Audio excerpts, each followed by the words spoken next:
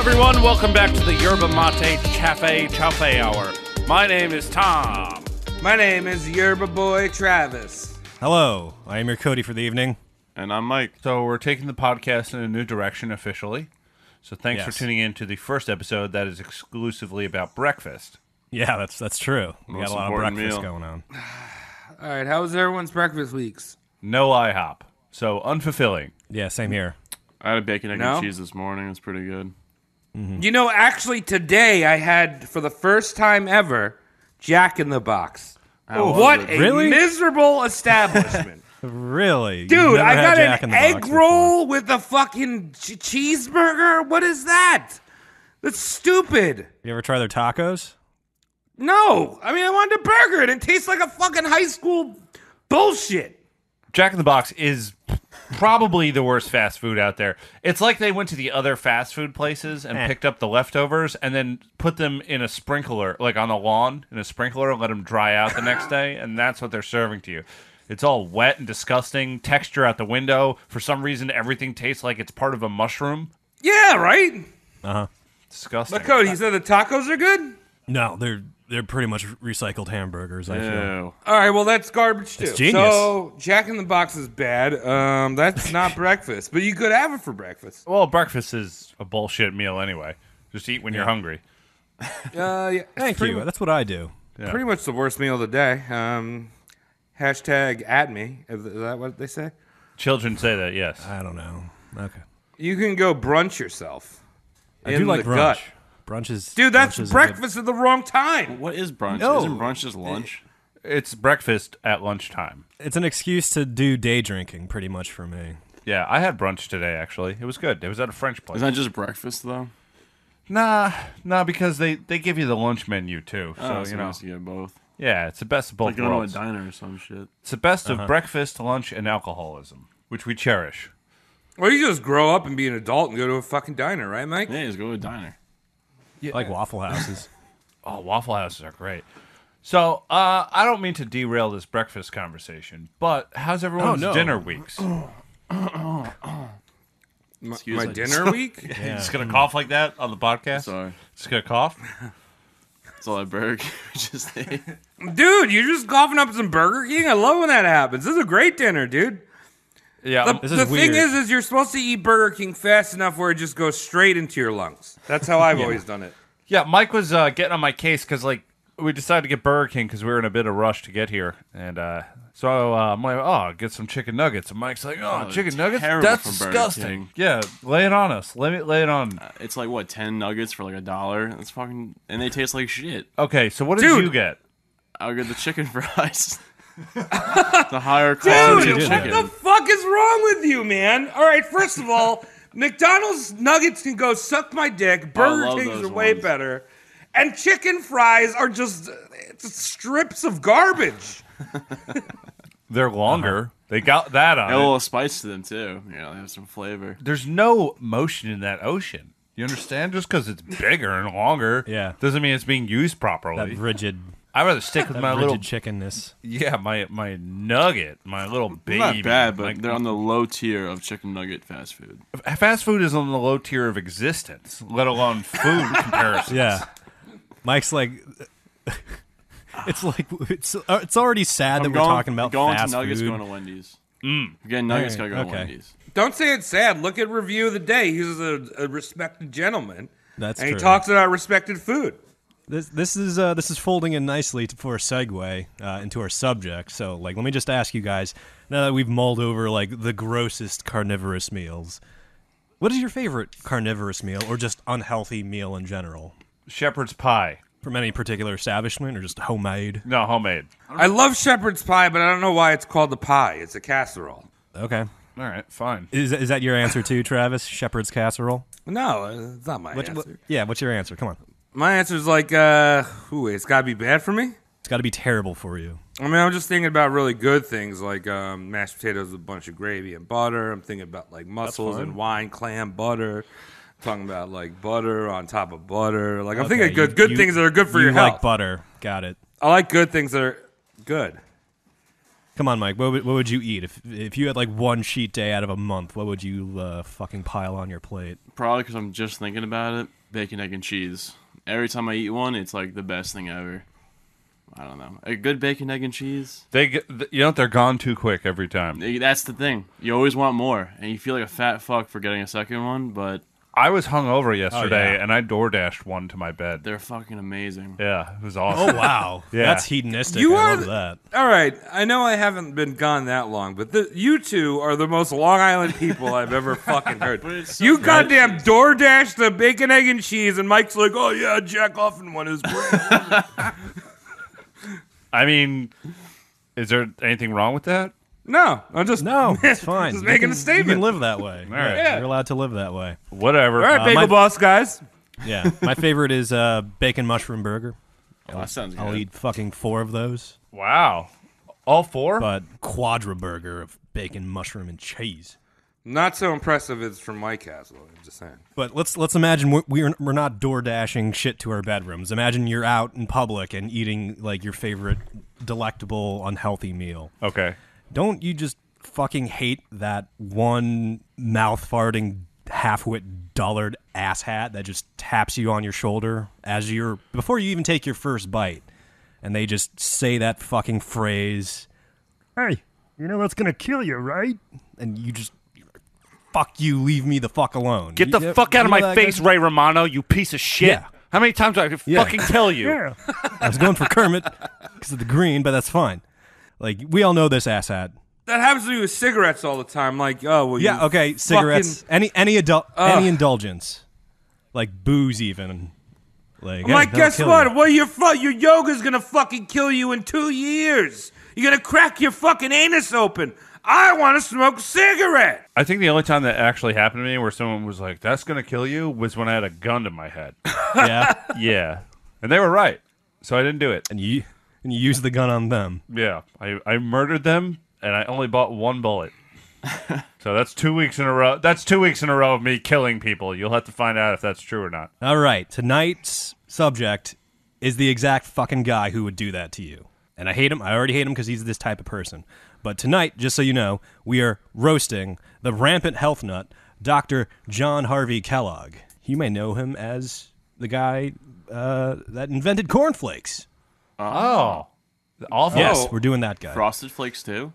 The food company Kellogg's went on to do Frosted Flakes, but Frosted Flakes, Mike, has fucking hedonistic sugar on it. Cody, So, Cody, yeah, what's up? this is supposed to be an interesting show, and we're Yes. talking about fucking cornflakes. Yes. We're not even gonna talking talk about like cornflakes. Cookie Crisp.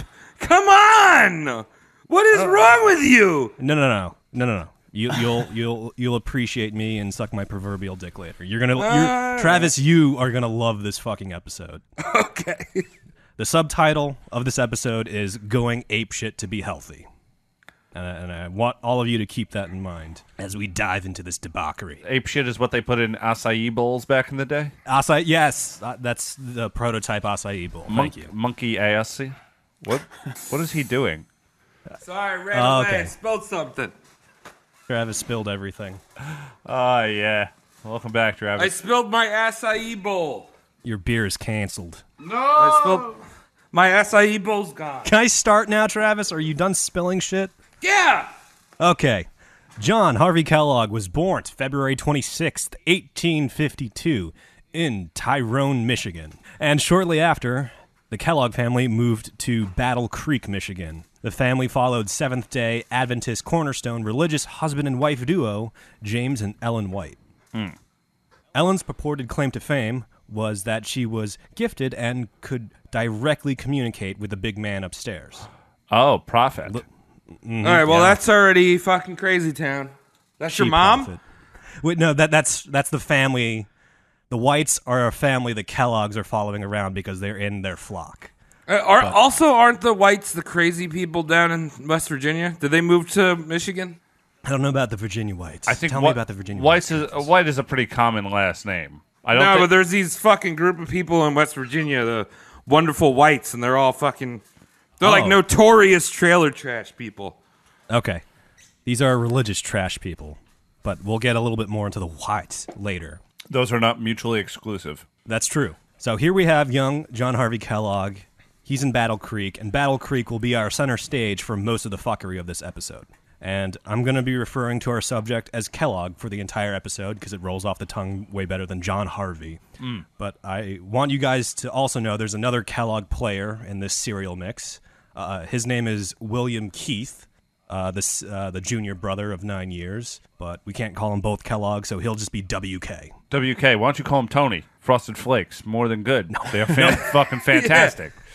He's fucking Tony. Right now, he's Tony. No, his name is WK. We're going with WK. Call him Big Wait, Simon. what was that? Cody, you cut out for a second. What was that? What'd you say?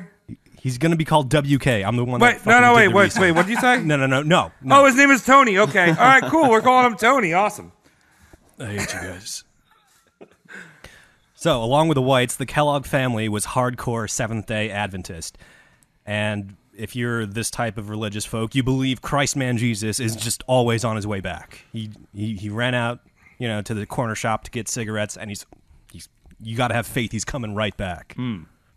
And this religion in particular didn't stress public schooling. So Kellogg was more or less haphazardly homeschooled. And also, our young Kellogg struggled with chronic tuberculosis until the age of 9. Was that some tuberculosis coming out of you?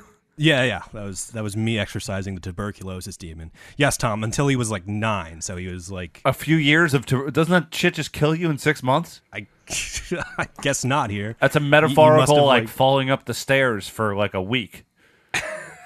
Yeah. He staved it off until he was 9. Probably came like waves, maybe. Yeah. And, having your consumption, a.k.a. tuberculosis, until you're 9 delays your, public formal schooling. But after he shook it off, he only made it 1 year into public schooling as he dropped out to sort brooms at his father's shop. Dude, that is a career, man. That's what I'm saying. Yeah. This is what America's missing, broom sorters. Yeah, quit your 9 to 5 and just sort brooms for your dad. Well, now they got all those robots taking that job. No, that you fight for that one. Yeah, broom sorter. You're goddamn robots. You're a broom sorter, and they're trying to automate it. Just pour fucking water all over those robots and make those brooms into mops. Dude, tomorrow's gonna be Terminator. That's it. Skynet brooms. You won't have brooms anymore.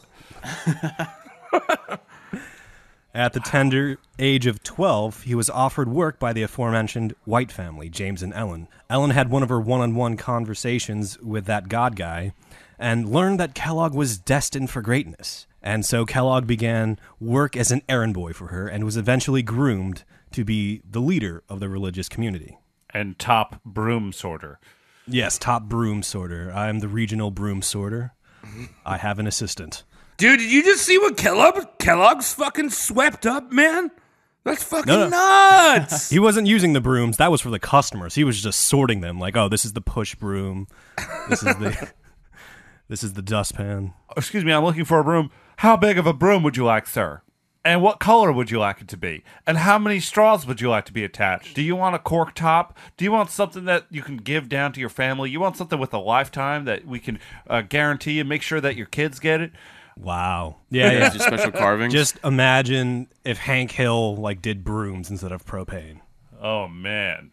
By the way, Seventh-day Adventists are the type of folk that swear off of caffeine, smoking, booze, red meat, and non-baby-making fucking. That sounds boring. They have a general rule, nothing fun goes in your body. Jeez. And this ideology seeps into our young Kellogg's wacky skull. Throughout his entire life, it'll come back in various hilarious ways. What a fucking terrible existence. I don't usually promote this, but just kill yourself. Yeah, really. You're not going to change your mind, so what's the point? Well, yeah. Life is full of fun surprises, and you don't want any of that, do you now, sugar? No. Make sure you jump off the bridge, and then make sure all the fun's gone immediately. And God will be waiting at the bottom, ready to bring you up to heaven. Don't you want to get to God faster? There you go. Yeah, just trip. Make it look like an accident. God doesn't care. God, he's always kind of half looking. God, I accidentally I tripped, and the revolver just blew my brains out. And when St. Peter looks for your name on that list, guess what? It's all a ploy. He can't even read. You just slip him a $5. No, and by the way, Kellogg wanted to. I like the metaphor there. Kellogg wanted to stave off meeting God for an entire century. He wanted to make it to 100. Why? I don't know. Wouldn't he want to meet God faster? That's a great point. I didn't think about that before the podcast. Thank you, Travis. I don't know. Well, I mean, with those really religious people, a lot of them believe like Earth is just like the waiting period before you get to fucking eternal glory. Yeah. So why the fuck would you want to live long? I don't know. By age 14, he maintained a strict vegetarian diet and swore off most of his vices. Typical straight-edge fucking teenager. By 1874, at the age of 22, he moved to the East Coast, sponsored by the whites, to become a medical doctor. And this was very atypical for Kellogg if you knew him during his youth, because he had a childhood phobia of doctors. He himself, his family, and his church all saw doctors as quacks. I was gonna say, what type of fucking quackery is this guy fucking? This is not the practitioner to go to. Oh no, your boy Kellogg freaked the fuck out when he witnessed a therapeutic phlebotomy performed in front of him. What's a phlebotomy for the audience, not me? Yeah, medical bloodletting, Thomas. Oh, okay. Just drain your body. For those of you that no, for those of you that don't know, this is when a doctor shows up, saws open your wrist, and just drains some of your blood. You know, for your health. You'll feel a lot better. Oh, you got a headache too? Why don't you just bend over, and then I'm going to smack the bottom of your feet with this paddle I bought. Until the cows come home. It'll get the good feelings you have in your feet back into your brain, and you'll be better in no time. If this was the early 2000s, that was like going to the doctor at Hot Topic. There you go. Or Claire's, right? Yeah, Claire's. Yeah. Could be Claire's, man. They seem to care more. True. Acne, asthma, diabetes, herpes, tetanus, tuberculosis were all thought to have been the result of just having too much fucking blood in you. I wish. Oh, yeah, that'd be nice if you can wipe all that up. Yeah. I think they got it wrong. It's too much cum in you. You just gotta fuck more. You said acne was one of those? Acne. Oh, man. That's so funny. It's like just a teenager, like, I need the acne god. Just imagine like getting stabbed to death, like an acne-covered teenager getting stabbed to death, and while they're dying, you look great, said the morticianer. His skin is so clear. However, Kellogg would put his past squeamishness aside and go on to bag his medical doctorate in just 2 years while volunteering at the Bellevue Hospital in New York. Didn't we have another doctor that was Belleville, New York? Collier? I think the Collier's father was from there. He worked the there. Father of the Collier brothers. Yeah, he was the canoe guy. Oh, yeah, the canoe guy. Oh, yeah. The canoe eccentric. I hate fucking eccentric people. Oh, we got a new one in Huntington. There's a guy who plays flute now, but he hangs upside down while he's doing it. That's pretty cool. Dude, I have seen that guy. He's he used to go on the Long Island Railroad, and he was doing yoga on the double seats. Yeah. And the police arrested him. I think I talked about him on the show. But it's the same guy. I remember seeing him. Oh, the same guy? Yeah. Me and Gabby went to the beach, and then he shows up with his dog, and he's doing like this whole the Pied Piper act. He's just playing at his dog, like blowing this flute in its face, and he goes in the water with this flute, and he comes out and he starts playing. He's doing handstands. It's like, what the fuck is wrong with you, dude? Like, find a room. Yeah. He'd play at the train station when I was waking up, too. Because I think he wasn't allowed on the train anymore after he caused like a terrorist, like literally the fucking like Metro Police showed up with like fucking assault rifles, and this guy's like, I'd like to play flute and do yoga on train. Holy fuck! Wow, what? Everyone sounds ridiculously stupid right now. That's being described from Kellogg to the guy who was worried about this supposed pipe bomb. Yeah, flute bomb. Kellogg, instead of toppling the rampant medical quackery of the institutions at the time, he would unwittingly join the ranks of the fuckery with his very own special breed of pisshead logic. Now, initially, Kellogg hopped onto the water cure bandwagon, and history remembers the charlatan fad as hydrotherapy. Oh, he was one of those fuckers? He started out as one of those fuckers, which kind of like opened the door for him to make his own like weird fucked up medical like frame of mind. Oh, jeez. But Travis, spill some hydrotherapy shit on us real quick. I don't really know too much about it, but I know that they were all about how like natural springs and shit could like cure you of your diseases. Yep. And there's I remember there was like some hotel that they built in like the early turn of the century that had the spring running through it. Like in each of the rooms had the spring, and it was like kind of cool, but it was basically like a hand in stone or like an acupuncture place. You know what I mean? Like people would go there like, I have cancer of the brain. I will drink this water and I will feel 100% good. Sounds very Ponce de Leon. Oh, somehow stupider. I don't know how, but stupider. So yes, the average human adult needs 8 glasses of water a day. But hydrotherapy would have people drinking 50 glasses a day, along with constantly taking baths of varying temperature, salinity, and pH levels. It's a lot of peeing. Yeah, right? It's a lot of peeing, dude. There's no fucking time to live if every other half hour of your waking life you're chugging or pissing water. You know, some even more quacked up practices practice fucking pouring water on open wounds. And when you do that, sometimes you just fucking get lockjaw. Really? Yeah, like that happened to like somebody famous. I can't remember who it was, but like he was just like he received like a life-threatening like gash on his leg. He's like, "Nah, just pour water on it." And then like sure enough, like after like 2 days, he got fucking tetanus and like died. Isn't that what you're supposed? Like I feel like that when you're you're supposed to wash it out. Pour water on it. You're supposed to wash it out, but if you like don't let the wound close by pouring in water every minute of the day. It's continuously. If you keep running on it, it's not going to help you. It needs to like solid up. Yeah, it's gotta close. And other crazy shit was being in a bath with electrical current running through it. And hey, we know that's good for you, right? Tingly. Well, dude, that's his beginning to breakfast. It's the old toaster in the bath routine, you know? Yeah. Was it like a really low voltage? If you're lucky, they would kill people though. Would it like kill people? I'm sure all it must better. have killed a fucker or two. Yeah.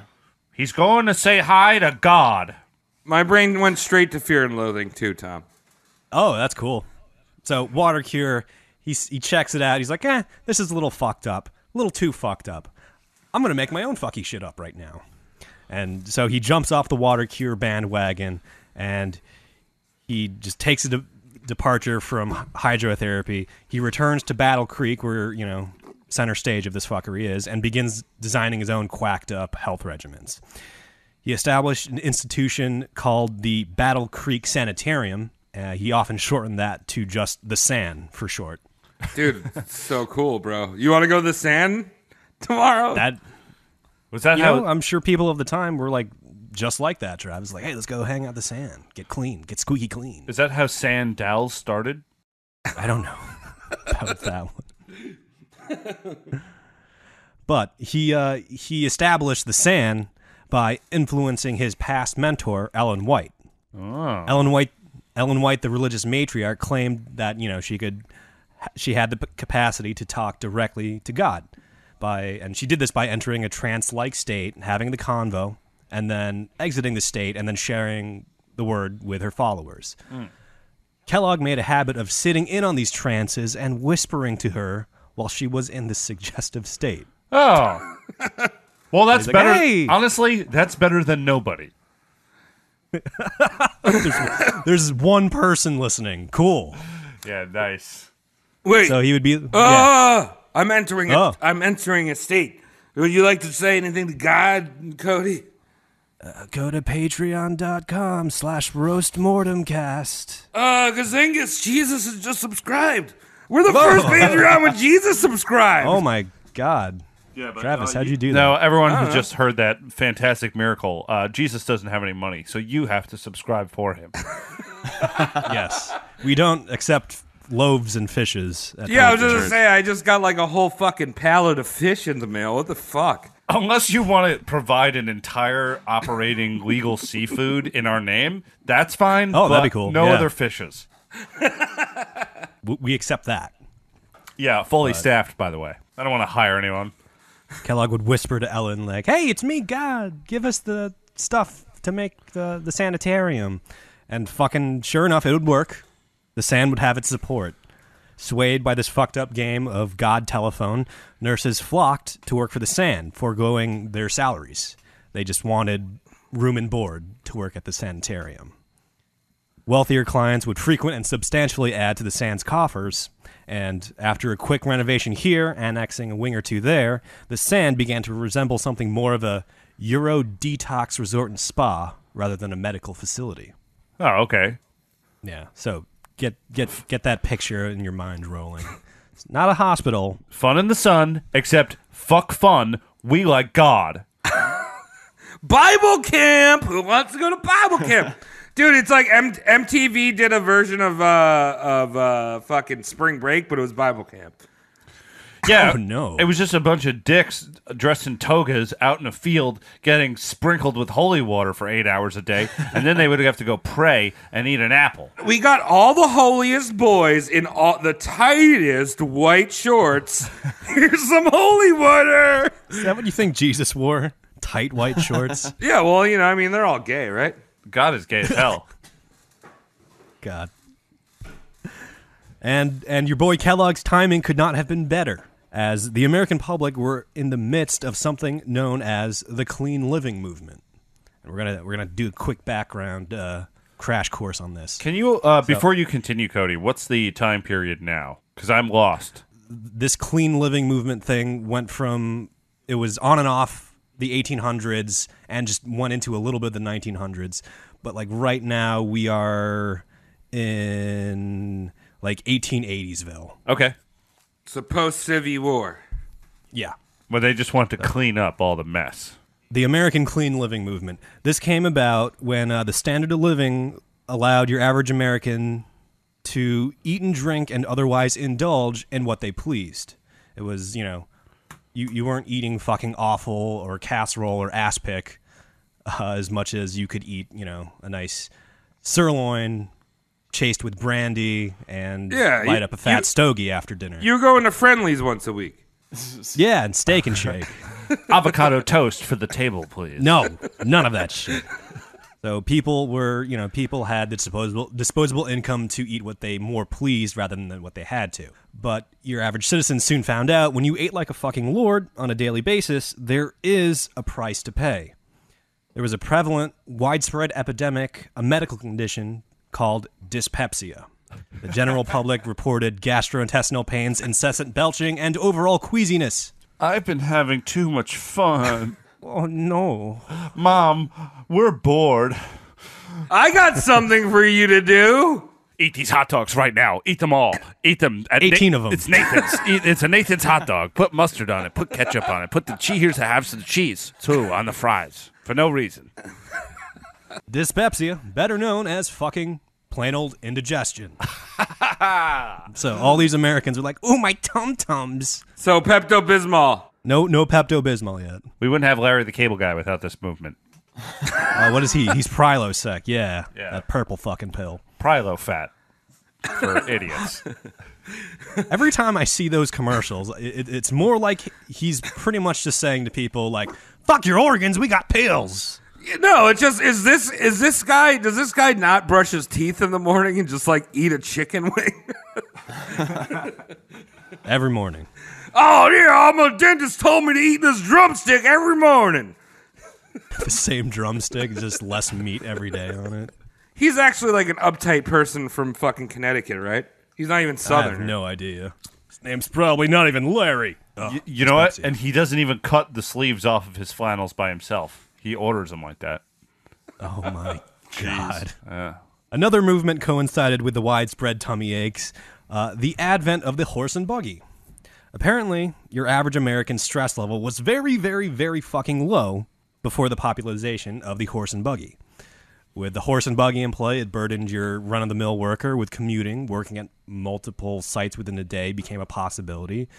And your average guy had to adhere to travel schedules and was even more stressed from the now ever-present danger of just being run the fuck over. Man, I hate these new times. Horse times. I like old times. Walking times. I hate horse times. There's some glorious old-timey film of New York City living before the horse and buggy, and there would just be fuckers out taking a leisurely stroll. Like, no reason to look both ways when you cross the street because the street was for the pedestrian. And Like, there'd be guys just walking out, whistling, twirling a fucking cane, like meandering down the street. Wait, and you could. What's up? What is this picture you're painting? I found some archival footage of like Whistling New York City and before. twirling. They get horse and carriage. Yeah, you know. The late 1800s. Just embrace that cartoon image in your brain. Oh, dandy boy, I'm walking down the street in Manhattan. Paper, paper, get your paper. Nothing's happened at all. It was carefree. Shit was awesome. You couldn't you could just have your way. Yeah, except you got fucking tuberculosis. Yeah, except the tuberculosis. Thank you, Travis. Yeah. Well, I mean that was God's vice. Just watching people die, real slow. Dude, he jerked off to that shit hard. Thanks, God. So if you try any of this lackadaisical strolling in New York City today, you're fucking roadkill waiting to happen, and you're gonna learn all of the curse words and all of the languages until you're flattened by a peak rate Uber. Oh. Yeah. So we have lavish diets and high stress leading to all these fucking tummy aches. And out comes a slew of fucking idiotic snake oil remedies. You'd see advertisements championing the use of tapeworms. You'd see doctors prescribing cigarettes to alleviate upset stomachs. That's true. Soda True. companies, yeah. Like, you want to talk about 50s doctors, Travis? Dude, all right, first of all, I want a tapeworm. It's like my little buddy. It just eats my food for me, and I lose weight. Second of all, cigarettes are good for you. Look at the big industrial ages of the 50s and how we've all digressed from there. Cigarettes are industrious. Smoke it. Make America great again. I don't want to live until I'm 120. I want to die when I'm like 62. Oh, okay. 1950s lifespan. Yeah. I want to be a Humphrey Bogart. He was a badass. And then he died in an iron lung. Yeah, exactly. I want to be Like a badass. Yeah. I want to be productive during the 50s and get old. And then in 2001, when 9/11 happened, I want to see it and I go, kick their ass, boys, and then keel over right there. Wow. Like, there's definitely Perfect. people that, wow. You That's know a that lifespan. happened. Yeah. I was going to say there's definitely people that died on 9/11 and then thought how retarded that sentence was and stopped it. Yeah. Which isn't part of the joke. That's not the joke. Don't take that out of context, people. No. That's why, on, you sick I weirdos. pulled the reins back before letting it fly. Okay. And during the peak of all these upset tum-tums, Dr. Kellogg had his shining modernity of the sand ready and waiting to accept money from farty, nauseated Americans. So, what's life like at the sand? Once Kellogg had your money, he'd strip you down naked, measure every part of your body. Penis? And use some... Penis, he'd look at your penis. He'd look at your penis a lot, actually. This one's a dangerous dong. We must put him in the danger zone. This one's a light little lily. He can hang out with us and eat our oatmeal. In the Garden of Eden. Yep, so Kellogg would use something called a shadowgram, and it would just be you in a profile with light. Dude, he did hitting a you, fucking and- silhouette. Yep, and he would fucking chalk out your silhouette and save it later. And if you got a profile, you bet sure enough your penis is out, and someone's chalking over your penis shadow for reference and record taking. I just see this is a full size scale, and then he's just going in there with chalk after he does the outline. He's writing all of his notes. Penis, pretty small.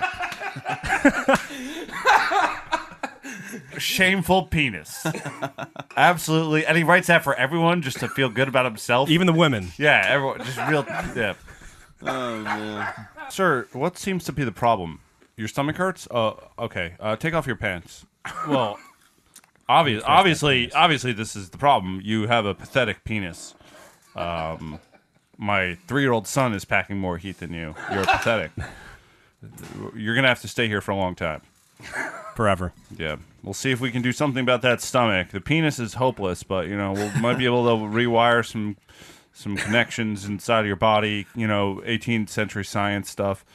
It's very complicated Get stuff. you some Rhino 69. I'll pour some water on your balls. Maybe that'll help. Yeah, But, here, have some Aquafina. The good news is that at least we've diagnosed it. You have a pathetic penis.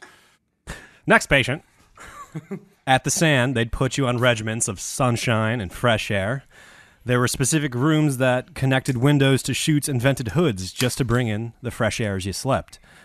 Men would be doing those good old-timey exercises with, the weighted pins. They would be sporting only white loincloths, and women in all white blouses, just to allow the sunshine and breeze into every fucking crevice on your body. Dude, that's a wet t-shirt contest. Come on. Nope, no wet t-shirt contest. Just it's a water. Sunshine and breeze. Yeah, and some water, right? They're taking, it's like, it's spa, so they're taking showers and baths and massages like crazy. Yeah, you can't get naked because, So for measuring your dick, I got They're not constantly measuring your dick, Mike. Because if they made a line graph, it would just be flat, more or less. They measure every 45 minutes. You got to show up in the office. You can't work out that hard because if you sweat through this white clothing, you're gonna have to pay extra. They wanted you. All to right, sweat. Reg, let's take a look at that dong again. They wanted you to sweat. This was like old-timey, good old calisthenics.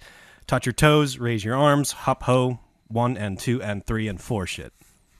And the good Dr. Kellogg promised a triple-digit lifespan if you followed his instructions to the T. Like, you'll live to 100 if you listen to me. I'm sure there was something in his contracts about how you had to prove your age first.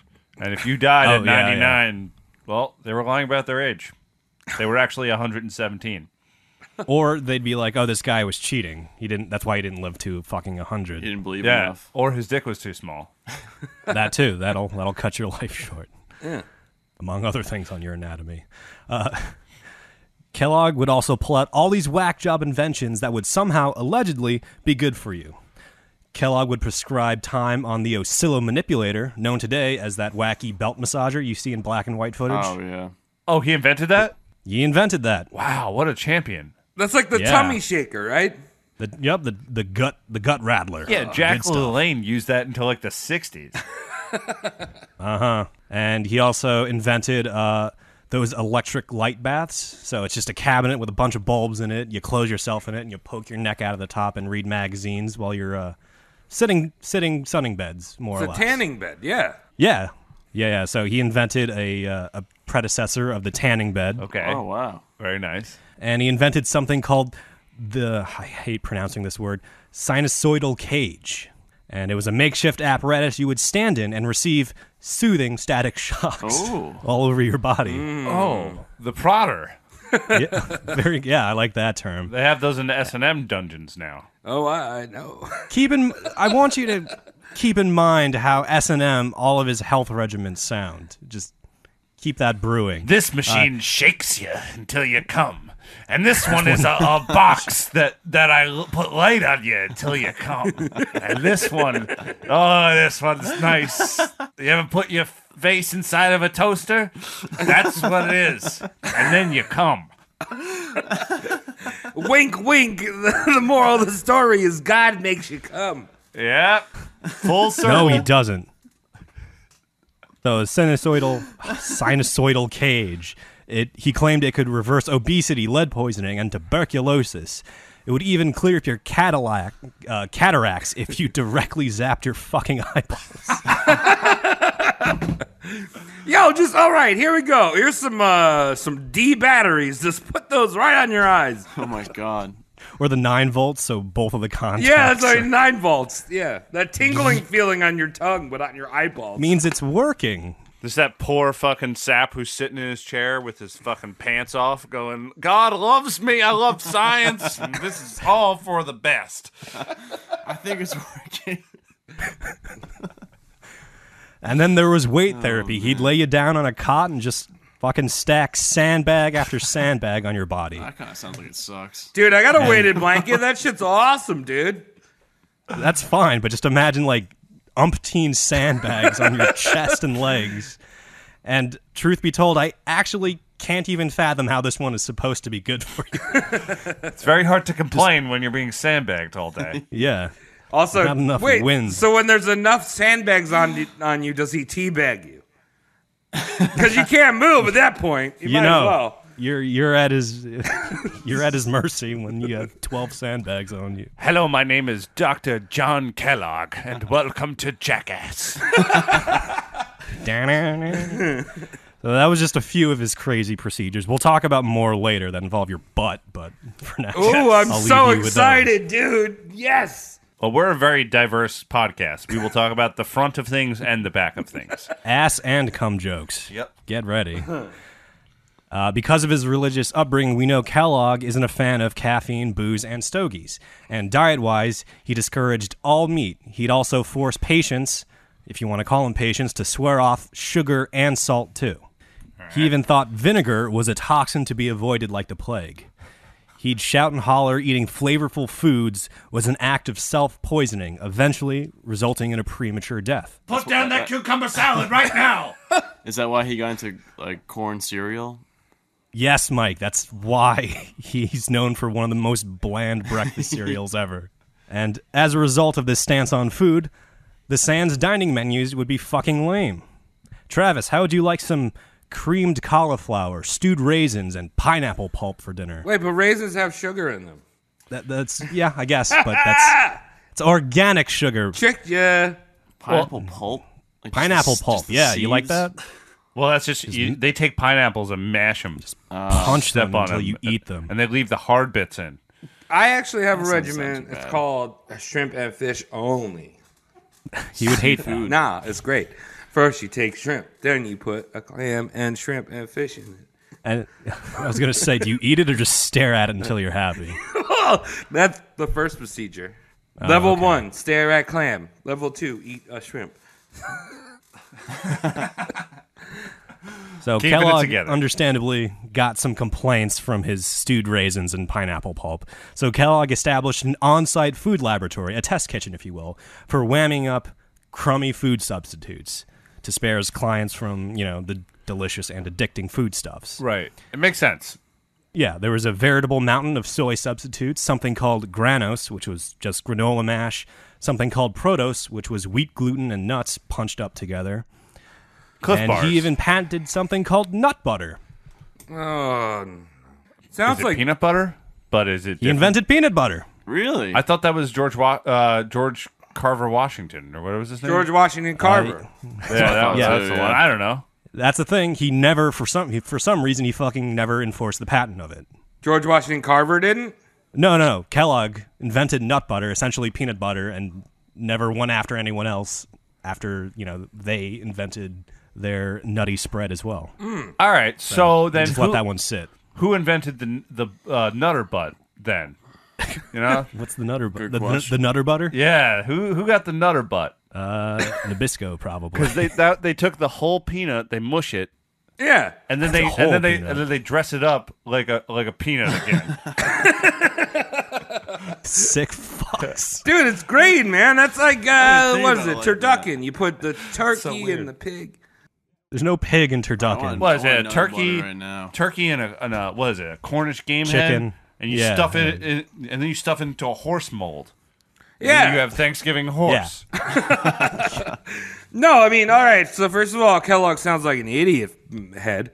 He is. But, like, peanut butter's good, though. I mean, so that's good. Yes. I mean, there's a good thing right there. That's right there. like the one food. It's like, yeah, I'll take the peanut butter, you quack. Yeah.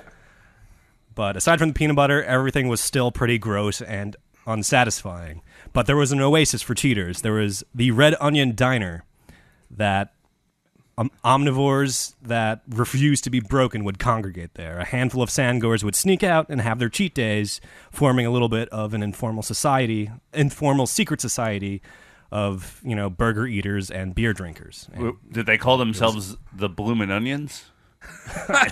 no, definitely not. They called themselves the intelligent people. Yes, omnivores, good folk. Yes. Did any of them ever get caught by Kellogg? Oh, yes, Mike. Upon finding out some of his clients were cheating at that poisonous, noxious, toxic spreading establishment, Kellogg switched things up and employed scare tactics. He ordered the Red Onion's gourmetest steak and shoved cross-sections of that steak under a microscope. And, it's the fucking 1800s. There's germs on everything.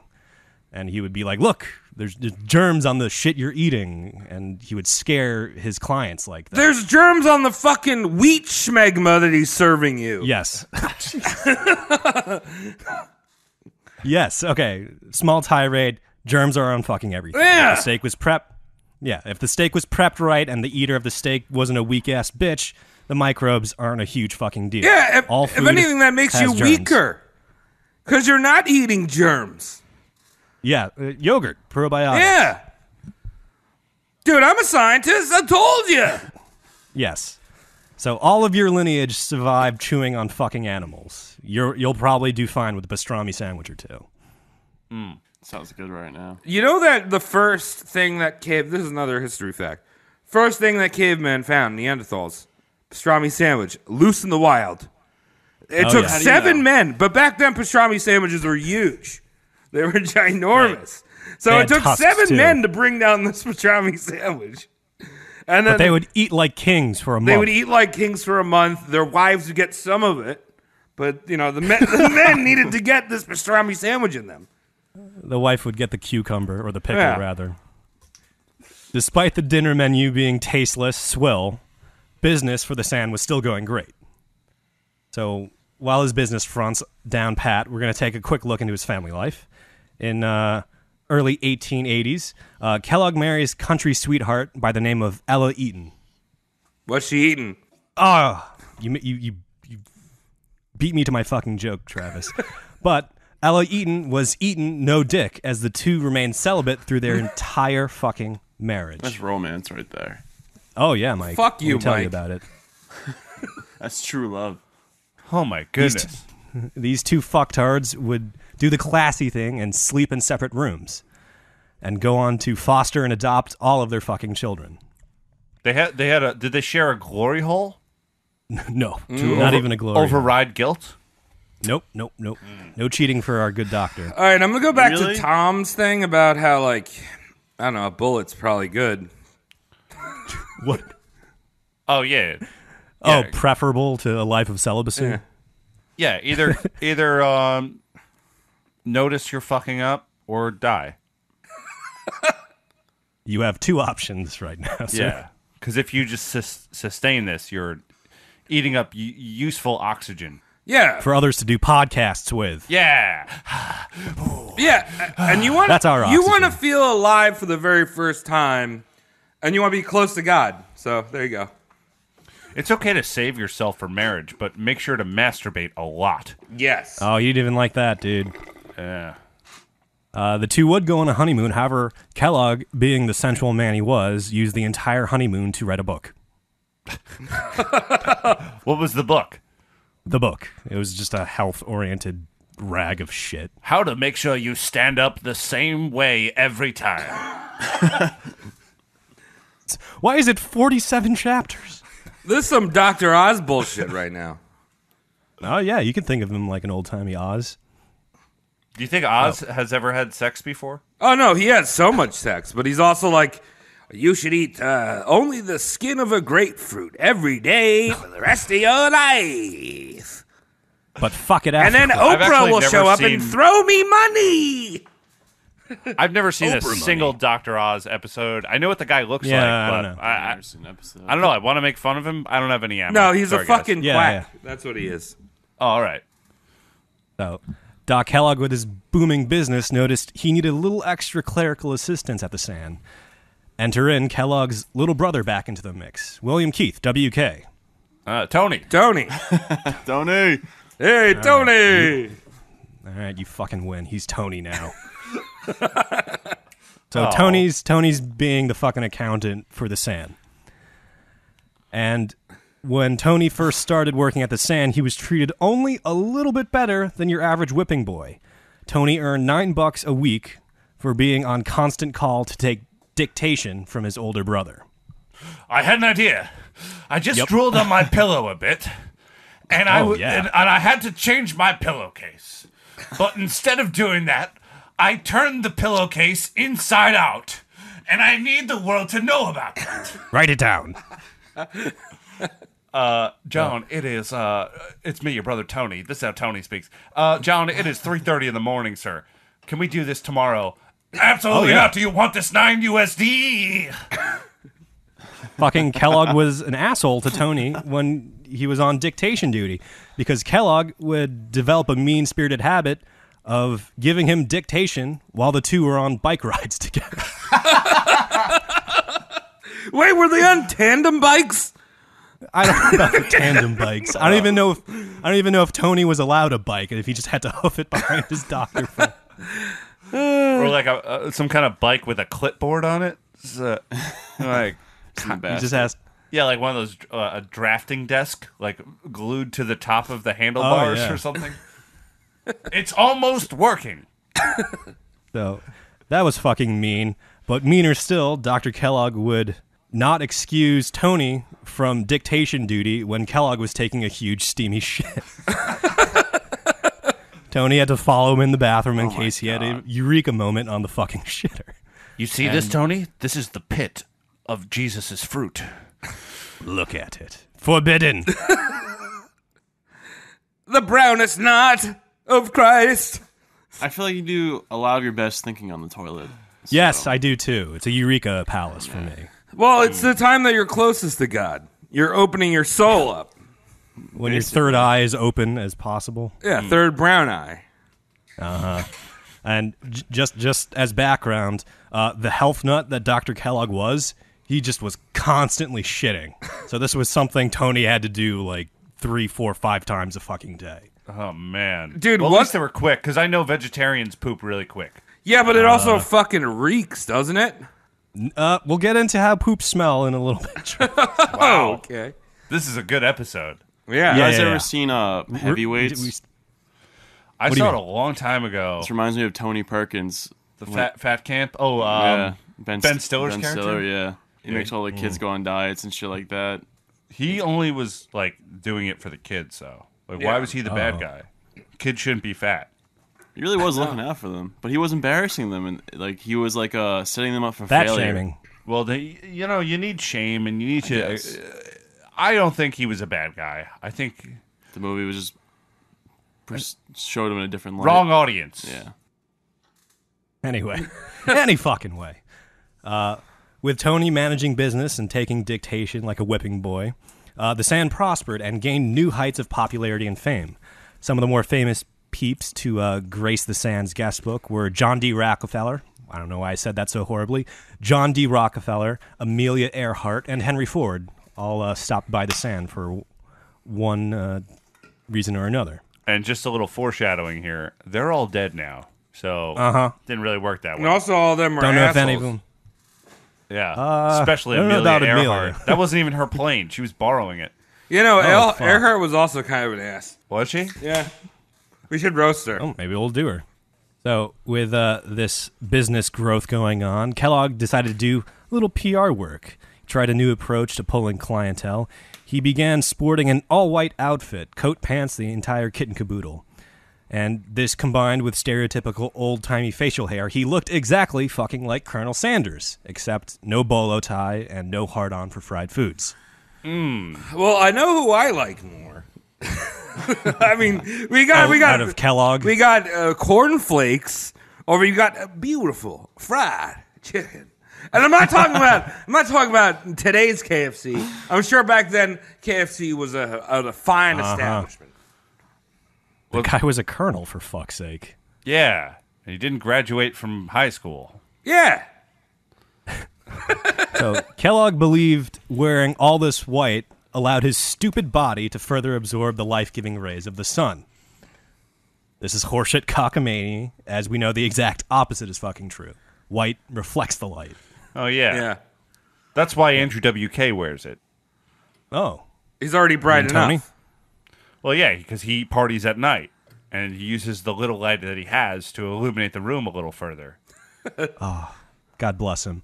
Kellogg would use this all-white getup to ensnare curious passersby. When someone asked him about his attire, he'd go on this fucking rant about healthy living and the life-saving services available down at his establishment. He would not hesitate to tell a fucker how they shouldn't eat steak or pork chops, and he became a local pest. Someone you'd fucking cross the street to avoid. I hate this dude. Without solicitation, he would tell you meat is evil, you should give up the cigarettes, you should retire your hip flask, and you should stop doing everything that bequeaths you the slightest glimmer of happiness and spend money down at the sand. What the hell am I supposed to do with my hands if I can't smoke and drink and eat meat? Yeah, you can't even touch your meat. Yeah. Nope. Don't eat the meat, don't beat the meat, do nothing. You might as well just chop your hands off at that point and knock all your teeth out because all you're going to eat is oatmeal or like soy chips or whatever the fuck he's eating. No teeth required. Nut butter. Dude, this guy is the worst. He kind of reminds me of L. Ron Hubbard, actually. Yeah, a little bit. Yeah, he's like culty. Yeah, he definitely has like a fucking cult air about him.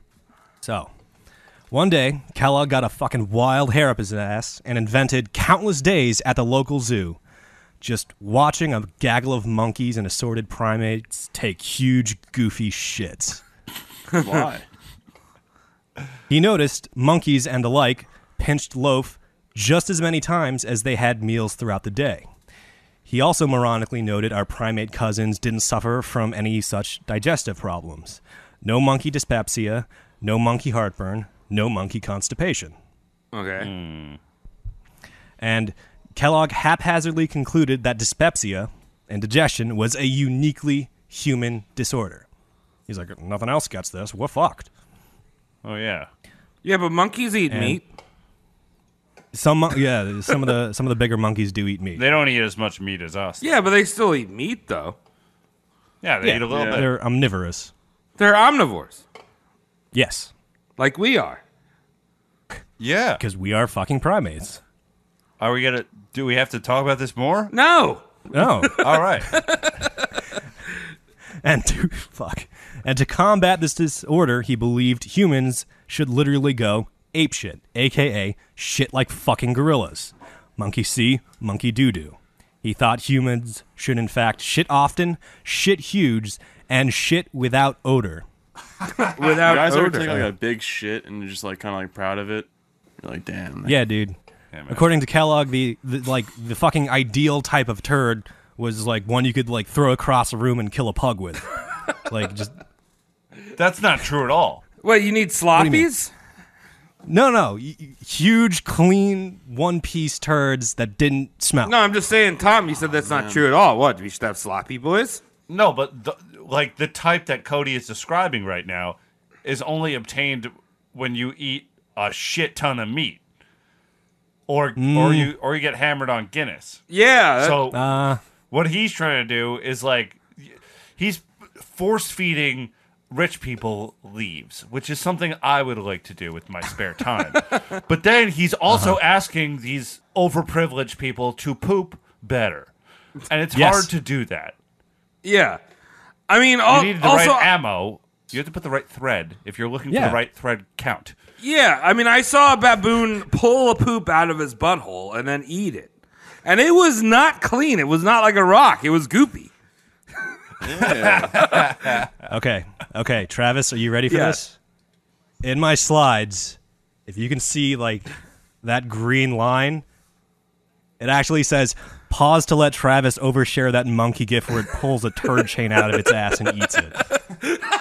I called you to You that. knew I would talk about that. I knew. I timestamped and screen capped it yesterday. So if there's any doubters, I knew you would take us there.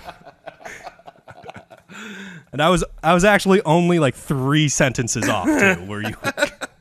But Kellogg haphazardly took this information and whammied up a bunch of enema doohickeys and procedures to help humans boost their rookie turd making habits. There was the infamous 15-gallon enema pump. 15 gallons? 15 gallons. Not all up inside you at the same time, but an apparatus that would run 15 gallons in and out of your butt. Holy and that, let me shit. tell you, was cold fucking water. I got wholesale in the 15-gallon bucket. I was going to go 5, but for some reason there's more plastic in those because they make them in Indonesia. Just the way things were run. You know, they didn't replace that nozzle after every use. Well, it's clean. Oh, I yeah. guess. And there was also the daily yogurt enema. What? It's kind of tasty. He would make you eat half a trough of yogurt and ramrod the second half up your bunghole, allegedly rendering you squeaky clean inside and out. Like toothpaste. Oh yeah. Open up. Oh my god. Is there any pictures or video of this thing surviving? 'Cause, I mean, that's just The golden. 15-gallon thing, yes, but I think he just used a regular enema apparatus for the yogurt. Ugh. I got He used one of those fireplace flues and just jumped on it. Jesus Christ. Even though the good Dr. Kellogg wanted to put pearly white goo up your butt, he preached against what he referred to as the evils of onanism. Fancy, old-timey word for choking the chicken and spanking the monkey. And to apply a negative spin to masturbation, he would profess it as self-abuse or self-pollution. Wait, but he's stuck sticking things up the anus. So, like... Yes, but that was for your That was health, for your prostate. Travis. It was for your colon getting cleaner and having healthy... How big was the microbes. apparatus that was going in there? Because it could have gotten a little tickle in there, you know? It's a male pleasure center. A little lung tickling. He would go on to claim masturbation was the silent killer of the night and the leading cause of medical idiotism. Well, it's Idiotism. definitely of the night. Idiotism? I don't know. Spank it every other day. Yeah, you could do it during the Running around day. Morning Glory, Morning Woods right there. Crank at it. He would prescribe adult circumcision without any anesthetic, stating the pain would be a potent psychological deterrent for masturbation, and the resulting soreness would further cull the habit. Oh my god. Well, Yeah. that's a very sick thing to do. That hurt my penis. Much sick. Hearing. Yeah, I cringed over here. And adult penis. he was such a fierce naysayer of whacking off, he'd even prescribe implanting silver threads into the dong shaft as to cause pain during boner Oh times. my god. Wait, so what? So he's a soundy. He's a sounder boy. Not up the urethra, just in the spongy Oh. tissue, so like it bent weird when you got an erection. Anti-boner. And he'd be for the use of the chastity cage, and if that didn't work, he would just straight up zap your junk with a spicy electrical current. This guy sucks. Dude, this is Nikola Tesla of dongs. Yeah. And Kellogg would attack masturbation habits on both fronts. If the cock and ball torture wasn't enough, he would just gauze and tape up your hands so you fucking couldn't do anything for the rest of the day. Which is way more embarrassing. I think he's really into Yeah. that stuff. I think he's got like a fetish for fucking the male BDSM pain. shit. Yeah. Wait, but what about the ladies? Oh, the chastity belt, right? You want to know what the men ladies, can have Travis? that We'll too, jump into right? the I ladies. guess. Yeah, men can have a chastity belt. Yeah. Lame. That's actually a big thing in the BDSM community. They have these little fucking dong cages. Yeah, little. spikes They're on like giant AirPods that you put your dick into. Ow. For the ladies, for the skittle diddlers, he'd prescribe frigid enemas.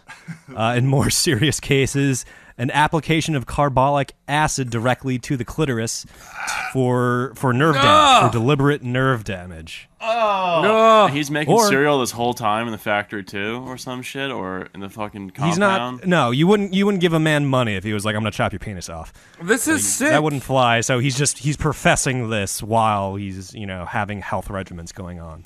This is so sick. Awful. It's fucked up, man.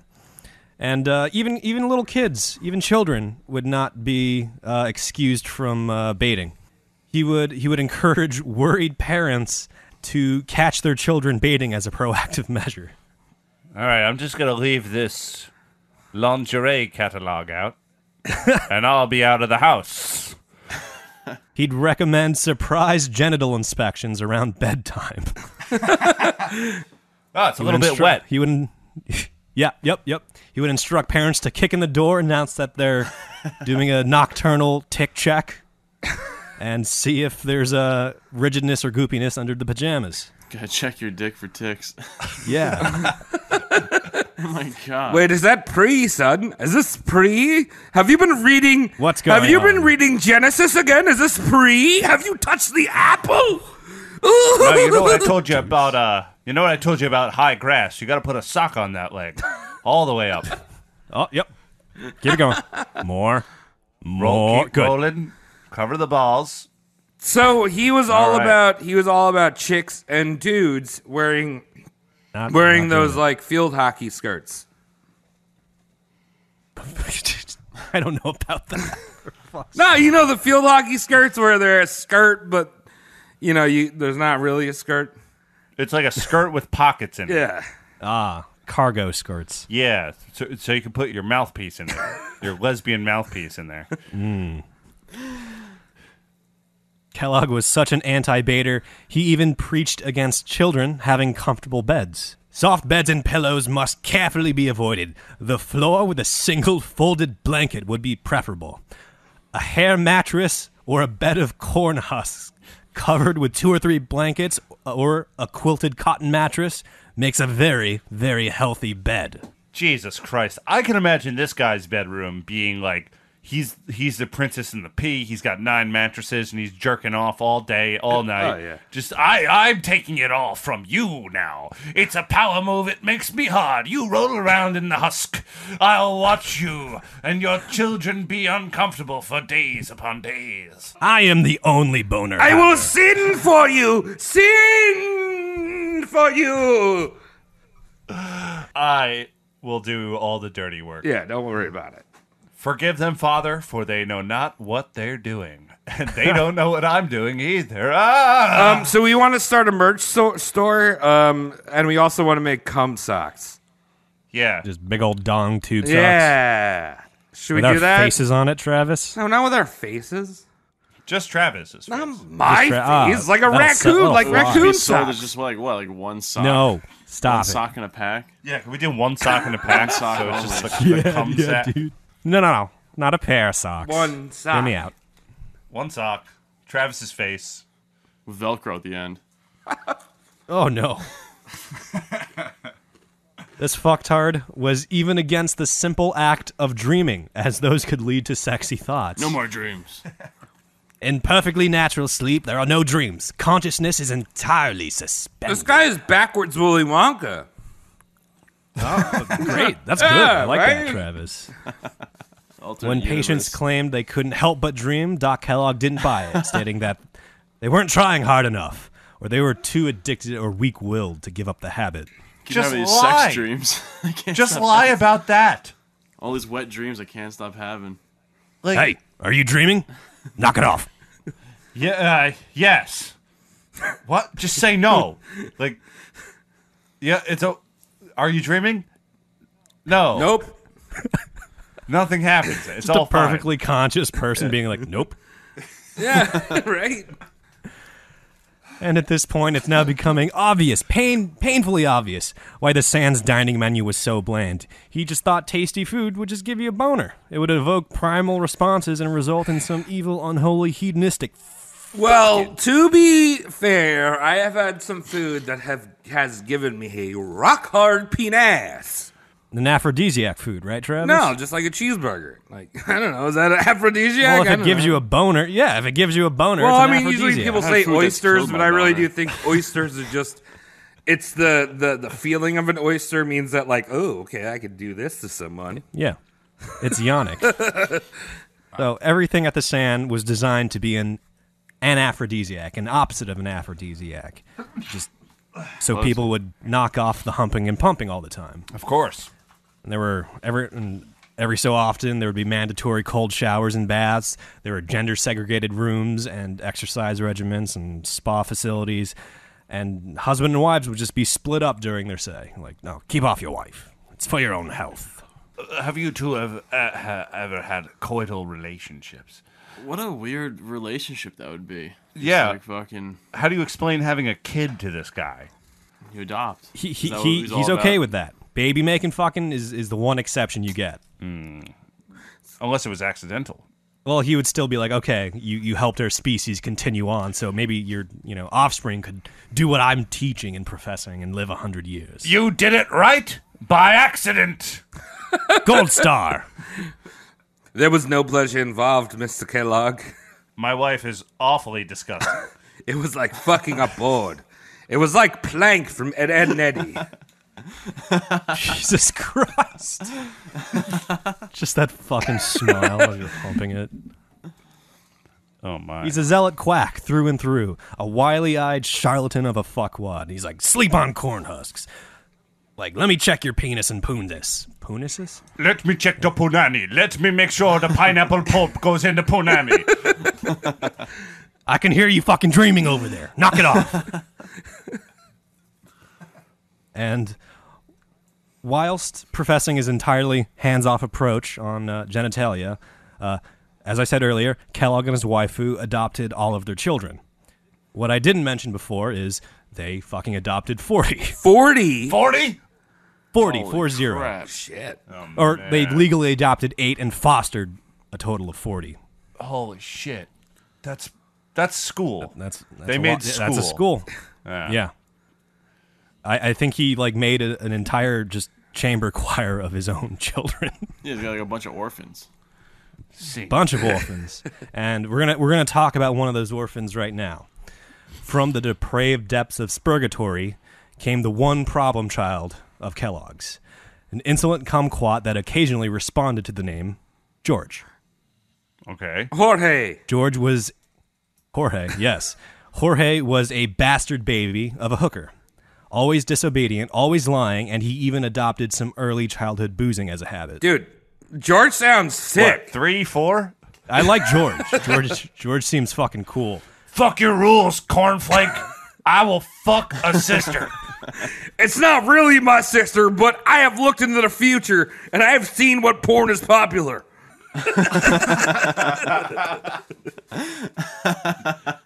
Kellogg took the young fuck up in thinking that the clean living and honest life at the Sand would straighten him out, and if nothing could do it, nothing could do it. Like he's like, I'll show the world how I can straighten up even a bastard of a prostitute up that enjoys brandy in his sippy cup. Dude, this kid was jerking off in his Jankos every day, I bet.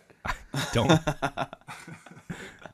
And sure enough, after rigorous conditioning and strict regimenting at the Sand, George was still a heap of human Dude, shit it's that didn't because abide by the because rules. Kellogg could not get rid of his wallet chain. Oh my god. It's too crusty. Big time Slipknot fan.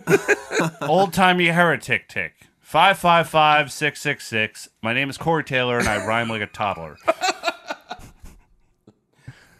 Now, unwilling to let George the fuckwit blemish the Sand's reputation, Daddy Kellogg just shrugged his shoulders and claimed maybe some danguses shouldn't even be born. That's nice.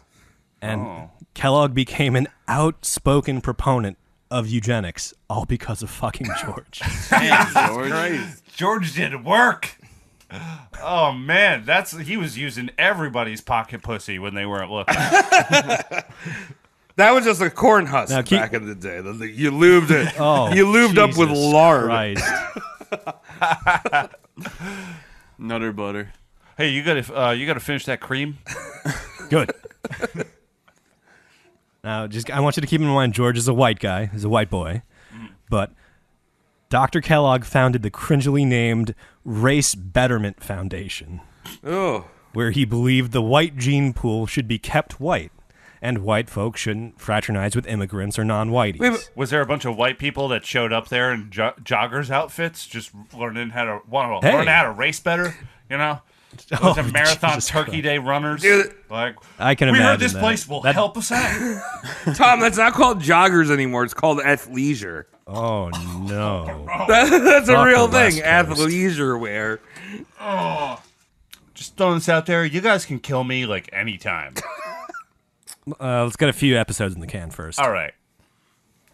So he was already in the business of telling people to avoid non-baby making fucking. Why not change it up just a little bit so it's avoid non-white baby fucking? Wasn't a far reach for Dr. Kellogg. And definitely not for sex. I'm sorry, Mr. Lexington Steele. You'll have to go somewhere else. With that dangerous dong. Imagine if Kellogg. You're embarrassing all of my clients. Imagine if Kellogg was like Hershey and had a park. That'd be fun, right? Think of Sand as his Kellogg amusement park where he like puts stuff up your butt and asks you to get tired. Can't jerk off though. Yeah. Can't jerk No, off in can't any jerk off. theme park at all. Donnie No, Park, Wild right. Water Kingdom. That's why it's Go to called the bathroom and do it. Wild Water Kingdom. Jesus Christ. and so Kellogg Where's my became pants? a big advocate of segregation, keeping peeps separate to indoctrinate a taboo of race mixing. George, the hooker bastard, also put it in his daddy Kellogg's head that lawlessness and boozing might be a genetic thing, so Kellogg would change up his statement to advocate not fucking criminals or general gutter scabs of society. That's hot. The one thing that guys have figured out about women is that women love well-behaved men. Yeah. More than anything. Oh, yeah. The idea of the bad boy is just so last year, No. It's gone. None of that. Now they want people who take who can show you their expense sheet for the year. They want people who don't turn on red even when it's legal. Yeah. Real hot shit. Jesus Christ. A real bad boy plays tennis. Oh, okay. Now, the whole awkward thing about this is Kellogg didn't start off as a racist, and he actually even fostered and raised black children before George. Oh. So just imagine having a little dipshit brother who's such a loose piece of shit that your dad turns racist against you. Wait, so he had black kids, Wow. and then George Yeah, is he had like, black I'm a kids. white kid, and I'm just such a Yeah, fuck and then up. George- And then like, Kellogg's just like, oh, fuck you, black kids. Like, you're my kids, but Yep. like, get out of here. Yeah. What is wrong? That one George did it White. wrong, so you're all fucked. Wait, isn't George So white, fucked though? up. George is white, but he's white. He's got a criminal dad and a whore mom. And that just makes Kellogg racist? Dude, I mean, well, George wore shirts that went down to his knees, so... Oh, the long tees? Oh, the giant South Pole t-shirts? Yeah, if you see a cop, Warner Brother. Yeah. Oh, Classic. Remember those? Yes! yeah. So there you have it. Doc Kellogg is a fucked up eugenicist asshole, to boot. Yeah. And I'm sure you guys are wondering, when's the cereal come into the play? Right fucking That's now. what I'm thinking. Me hungry. Me. Papa need food. All right, cereal instead of eugenics now. So, back in the day, the standard The to real compete crime. was... yeah. The standard to compete with back in the day was shredded wheat. That already existed. Shredded wheat was cheap, but unsavory, and even Kellogg and the San thought it was like, it's still not great. So, seeing room for improvement, Kellogg transferred his brother, Tony, from dictation duty to food engineering. And WK used rollers for food processors and tried to invent a nice, flaky cereal to compete with the shredded wheat. Look, brother. Your brother Tony, has made something called Doritos. Throw God, those you fucking out shit. immediately. What are you trying to be cool? American nacho spicy boy? Put it back and make something with nothing in it. Make something with nothing. Ah, but I probably- made the circle one that tastes like onion. No. We do not condone fun or funyuns here. We never have. Just points to a placard on the wall that has it emblazoned. Yeah, with the fucking trademark symbol next to the funyuns. Yeah, that's him. How old are funyuns, goddammit? Why can't we do this? 2nd century BC. Oh, wow. Fact. So, Tony tried making a flaky cereal for a fucking long time. He was at it, and when he was up to his limit, he fucking rage quit for a few days, and like 3 or 4 days, and when he returned to the lab kitchen, he found out the wheat in the rollers had molded, and when he tried to clean it and crank the roller, a few crispy flakes scattered out. He's like, oh shit, I accidentally did it. Nice. Thing was, those were wheat flakes, and we all know they didn't invent the wheat flake, they invented the corn flake. So after trying oats, rice, and corn was the winning combination that finally worked. So there you have it. Half an accidental invention, cornflakes, was made, and it changed breakfast forever. Yeah, I mean, they should have I'll tried sit on that. steak first. No, that would With be milk. horrific. It's fucking Kellogg. They No, wouldn't have steak done with milk. Steak flakes and milk. One of my favorites. Everyone likes that. That's a good point, Travis. Thank you. it. Milk steak. Kellogg thought it was a perfect food. Crispy, had a little bit of flavor without being too tasty. It was vegetarian, there wasn't any sugar, there was no salt, and it was high in dietary fiber, or as what I like to call, a shadowless.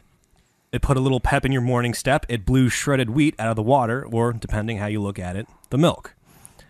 Ha. And you're welcome. The demand for it was humongous. It kickstarted an age of cereal-based prosperity. But alas, all good things must come to an end, usually by someone pulling an uncalled-for dick move. Doc Kellogg gives 0 credit to Tony, his brother. Oh, what a dick. Oh, man. I can Yeah. just hear it. Tony moves out of the complex. He's, like, sad, and there's people in the street going, hey, Eddie, you try this shit? It's called cornflakes. And he's like, what does it taste like? He's like, I don't know. Nothing, but it's excellent. And then Tony like goes home. He gets kicked out of his fucking apartment. But he's on the streets for a while. Gets enough money to get rent. He has to take some roommates in. Opens the door to his new room, and there's a guy in there. He's like, Cookie Crisp. That would freak me the fuck out. And he's like, fuck yeah, dude. Fuck cornflakes. And then you see just like Tony the Tiger with a heroin needle in his arm. Tied up, biting the leather. Cookie Crisp is like the cookie monster. So it's like, oh yeah, give me, here you go. Here's more heroin. Tony. Yeah, he gets cookie bugs after getting shot up with it. My goodness. Anyway, so 0 credit to Tony, the brother, even though his name's fucking WK. Dr. Kellogg claims it all came to him in a dream. I thought I wasn't supposed to have dreams. Thank you, Mike, the fucking hypocrite. Like, I dreamt it up, and everyone's like, wait, we're not supposed to have those. And he's, don't worry. Oh, I wasn't dreaming. I was masturbating. Oh no! I'm sorry. I was eating a taco sandwich from Taco Bell. Fuck! Oh no, not that! No, what's that? Is that a watermelon? Go get it! go hunt it. Look behind you. Joe, it was all George's fault. Yeah, just blame George for that one too. All right, so this lack of accreditation is the first asshat move that would drive the brothers apart in a long, bitter schism fraught with litigation and threats. Dr. Kellogg wanted to keep the miraculous cornflakes as an exclusive commodity reserved specifically for the patients of the Sand or subscribers of their health-oriented magazine. Oh, Amway style. Oh, shit, yeah. Tony, with his business background, recognized the unprecedented demand and staggering potential of the food. However, he wanted to sell cornflakes to the average Joe through grocery stores and make a few greenbacks for, a food he invented himself. It was the glorious year of 1901. High-profile client of the Sand, a patient who went by the name of C.W. Post, would frequent and be caught eavesdropping or otherwise spying on the Sand's food inventy boys. The inventors, at the time, were attempting to make a breakthrough with a coffee substitute because caffeine is the fucking devil if you're an idiot named Kellogg. Yeah, man. And when the lab techs finally tattled on the peeping CW Post, Kellogg told him, just let him go. Let him have it. Like, if this guy comes out and invents a coffee substitute, the world would be better. So, all right. kind of magnanimous, not giving too much of a shit. It's honestly pretty. He's putting his money where his mouth is. Yes, If that's where if he's that retarded and his heart's really there, gotta give it to him. Mm-hmm. Guess what? He should probably invent kombucha, like the man that has the plastic face. No, stop bringing that guy up. Well, maybe we'll have him on the Like show. the 5th podcast. I'd love to have that guy on the show because you know why? Because he's probably talk dead so much already. shit. He's probably just like a bunch of mushrooms moving a human corpse around. So we could probably just roast that guy anyway. Is he the guy that made himself look like a human Ken doll? Yes. Is that the same guy? Yeah. We watched it together. Scary. Ah. Scary stuff. And CW Post took what he saw and ran with it. He actually did what Kellogg encouraged him to do. CW Post, a shrewd businessman, hastily established facilities that would churn out postum, a roasted grain with molasses added as a coffee substitute. That's sugar. And that's sugar, so, he kind of took a different road than what Kellogg would do, but he made postum. a coffee substitute, very popular, and he also doubled down and began pumping something out called Grape Nuts. Very, very popular cereal back in the day. I've never actually had those, and I don't know, like maybe our listeners, who knows, like maybe all of our listeners. I've had grape nuts. Mate, I don't know. I don't like grape. I've had grape nuts. They're not grape or No, nuts. honestly, grape nuts are fucking 10 times better than cornflakes. They're like chunkier. They got like a good texture. And they're a little bit sweet. That was on their boxes. Good texture. Yeah, a little sweet because because he's not Kellogg. But CW's nuts made him millions very quickly, and Kellogg got butthurt from CW's knockoff stolen cereal and coffee substitute ideas, even though he encouraged him while he was peeping. Oh, all right. And CW getting rich sparked the cereal boom. Droves and droves of entrepreneurs attempting to do the very same flooded Michigan, trying to make it rich with cereal. And these were like gold rush levels of frenzy. Cereal mill workers would aggressively be headhunted. They would clock out of their shift, and a ready and waiting solicitor would just be at the exit from a rival company and would offer double the workers' current wages. Oh, I just licked the boxes shut. You sure you want me? Yes. No, some guy would just be like, the bell would ring and be like, "Yo, son, come over here, man. I got 1,000 ploids. I got 1,000 ploids." You mean box tops? Yeah, you want nice. them 1,000 box tops? So competing cereal companies would shit out poorly made cereals with hilarious names that flooded the market. Travis, you'll probably like some of these. Corno Plenty, Cero Fruto, Eggo C, and my favorite, Voight Cream. like John Voight, like Angelina Jolie. Yeah, her hated father, her piece of shit father. His cream, Voight cream. Voight cream. I come from a bag. Voight cream. If you eat this, you will make a big-titted actress who will lose her tits. Thank God for plastic surgery. Keep them tits real enough for me. Jesus fucking Christ. Your boy Tony sees everyone making bank off of flake cereal, something that, he himself was the first to invent. He's a tiger, dude. A tiger can't go to court. Yeah, he's a fucking tiger. I hate how on point the name Tony is. You'll see in a minute, but just know Tony's a little butthurt. He could have had the genuine, bona fide, honest-to-goodness ground floor of the cereal flake market if it wasn't for his idiot brother Kellogg. And before Tony could go rogue, the sanitarium is mysteriously burned to the ground. Probably one of the doctor's wacky inventions, shorting out and burning that entire fucker to the ground. Jeez. Oh, the nipple vacuum! It's acting up again! Florence, get the water! Get the water, Florence! The nipple vacuum! So out of all hundreds and hundreds of sandgoers, there's only one fatality, which is a little bit of a miracle, except for that one guy. While Dr. Kellogg is trying to rebuild the sanitarium and maintain his health preachy ways, Tony does the unthinkable. He starts manufacturing his own cornflakes and adds a dash of the blasphemous sugar to the mix. So he kind of invented Frosted Flakes. They are more than good. They are a fiscally fantastic idea. Yeah. Not honest to goodness Frosted Flakes, but I'm just amazed that you guys called him Tony so early on in the podcast. We've been doing this for a while. Well, yeah, and also, I remember you mentioned at some point he had piles of cocaine. He lived in Miami. So... Yeah, that's him. Tony. Yeah. And you just did it again. Dr. Kellogg would retire to fucking Florida land his life and have piles of cocaine. To be extra crazy. Yeah. I don't know about that one. Hey, say hello to my little friend. He just shoots cornflakes everywhere. So there's sugar added into the cornflakes, and Dr. Kellogg flips his huge, nearly odorless shit. And he thinks Tony has lost sight of the vision.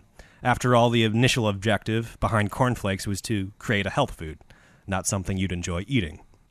So Tony packs his shit up and leaves, starts producing Kellogg cornflakes himself, and the good doctor cries, "Foul, imitation, counterfeiter," fresh off of his CW post hate. Mm-hmm. And the doctor gets ready to sue, and Tony has to be like, "Hey, dude, we're brothers. my last name is Kellogg. I'm allowed to do this. And in 1910, the two sued and countersued, and after some legally stressed litigation wrestling, Michigan Supreme Court decides Tony is the one who invented the cereal and gets to use the name Kellogg to sell cornflakes. Yeah! Justice for Tony. Who's definitely not named Tony, too. Just remember that, everyone. Yeah, like WK, but my arm was twisted early on in this podcast. No, I know. I'm doing the assist because it's been a while since we heard WK. Tony, keen in business and marketing, that was his background if you remember, ran wild with the cereal. He used eye-catching adverts and wacky marketing ploys. Tony set a world record for the largest electronic billboard, a flashy Kellogg sign in the middle of Times Square. The most famous of his campaign was the Give Your Grocer a Wink campaign. So if you winked at your cash register on checkout, you'd get free cornflakes. Yay! What if you just like sneezed or something and then they gave you free cornflakes, but you're actually allergic to corn? Well, now today that's sexual harassment if you wink at someone. Yeah, I was gonna say. He winked at me and asked me for an extra napkin while I was working at Wild by Nature. Business boomed, and WK, or Tony, became a multimillionaire. And with his brother entirely out of the picture, he fostered the food company we all know today, Kellogg's. So, oh, wow. So he's the true Kellogg. He is the true Kellogg because he had to take a break from his wacky, crazy brother.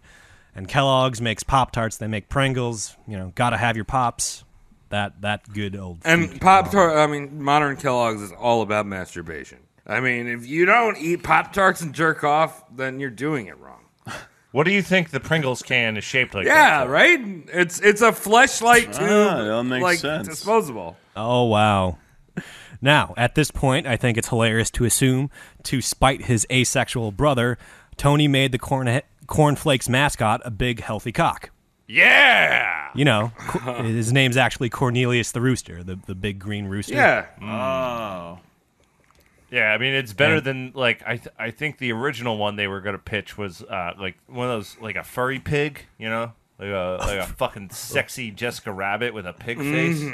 Just Oh, no. Spread open, goes, get your sweet on. Jessica Rabbit wasn't a rabbit. No, but it's Jessica Miss Piggy. Yeah, like, it was a mashup Yeah. name, but, like, that was the imagery they were going for. There's a remix. Lola Big from Space big Jam sexual confused the curve. hell out of me. Because you know that Tony's wife left him. And he's just like, well, not only am I rich now, Martha, but I am rolling in corn pussy.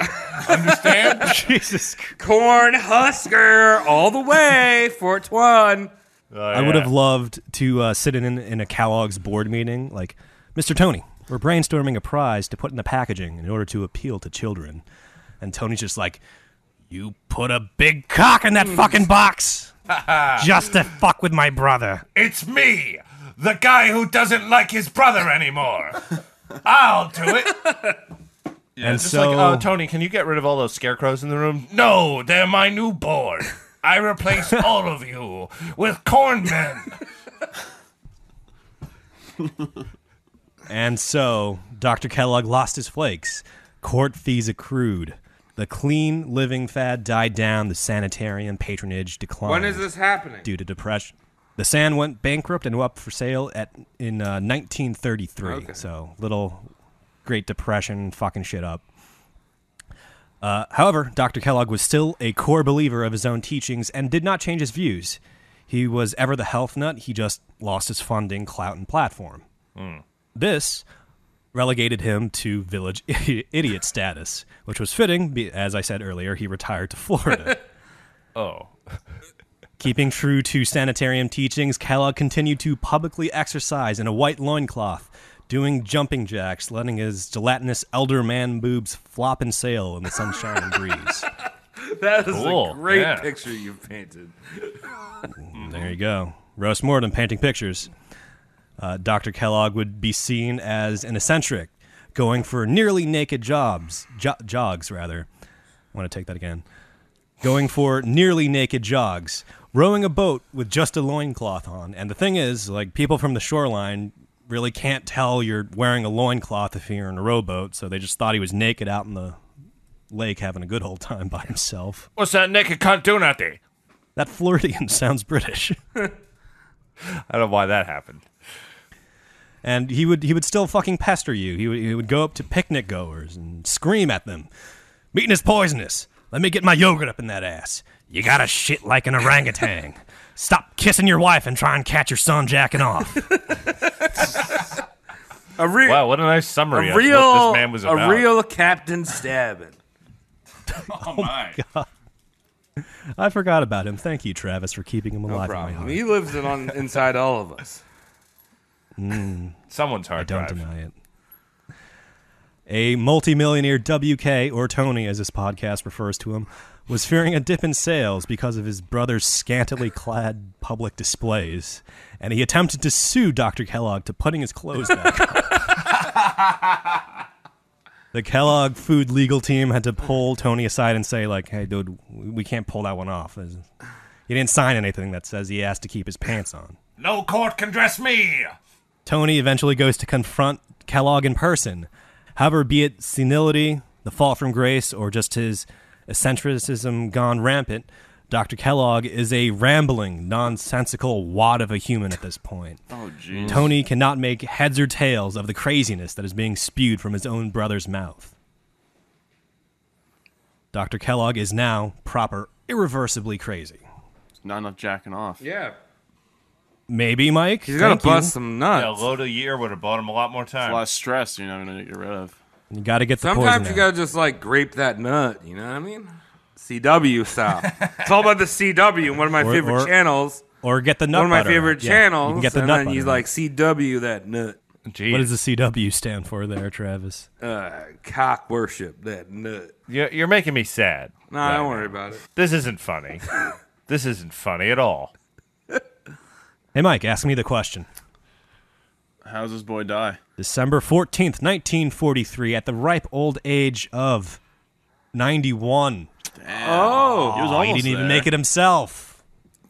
That's like Kellogg he made it in dog Kellogg succumbs to pneumonia. Good for him. Fuck that dude. So, Sorry. He Didn't didn't get make it run to over. 100, you idiot. nope. Yeah, So he what are you didn't going to get do, run sue over. yourself? He succumbed to a fucking health disorder, so couldn't do it. Wow. How skinny was this guy, too? He had to be super malnourished. He was kind of a chonker, actually. Really? When I was looking at a documentary. Wait, on could him. he eat? Oh, he was doing that. You know carbs. That's what it was. Well, wait, Yeah. could he eat cheese? Was he like that type of vegetarian? Or did he not eat cheese? He was down for yogurt, so he was probably Because okay you know, with like cheese. there's a like Eating Cody. nut I think butter. you've said in the past, you can go vegetarian and fucking be a fat ass. You can even be fatter than yeah. like if you eat meat.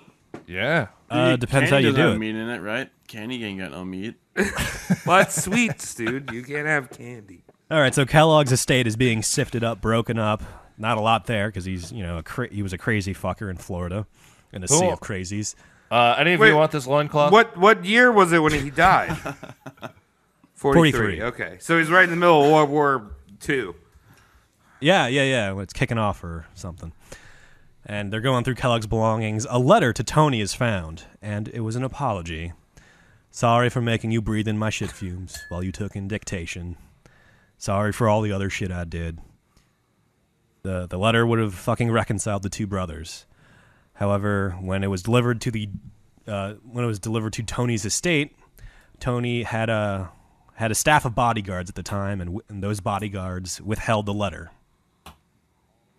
All the way up until Tony was on his own deathbed. And once the letter was finally placed in the food tycoon's hands, Tony berated his bodyguards. Why didn't someone tell me before this? And that's kind of shitty, right? Yeah, right. It's rough. Well, There we have it. a lot of people suck in this story, except for George. George is a champion Yeah, among George, the people. George Yeah. is probably the people's brow. Like The Rock, know when The what Rock happened to raised George? that thing on his face, that was George. Yeah. That's a good point. What were we saying, Mike? There we. Do we know what happens to George? Is George I don't know what happens to George. Gets into the Probably cereal game. cirrhosis. Fucking Kellogg took him out into a cornfield and put a bullet in the back of his head. He's like, well, we That can was start gruesome. late with this one. Jesus Christ. So there we have it. Kellogg, charlatan doctor, religious zealot, abstinent medical quack, eugenics advocate, and very partial inventor of the wholesome breakfast cereal. Wow. Let's go for something. Yeah. I have one slight note before we wrap up. This came across in my research. In 1994, there was a movie adaptation of a book entitled Road to Wellville, and it was about Dr. John Harvey Kellogg, our subject of the night. And I watched this movie, and it was pretty fucking entertaining. It was a silly good romp. I don't know how... it definitely wasn't accurate because it was a fucking movie adaptation. Who played Kellogg? Excuse me. Anthony Hopkins. Really? Really? Who played Tony? Yeah. Was it Christian Slater? Brother, I got this great idea for corn, okay, brother? Check it out. and Greetings and salutations, you fat fuck. Anthony Hopkins did a great job of the Doctor. It also stars John Cusack and Matthew Oh, Broderick. cool. Murderer however, at and the dead box- person.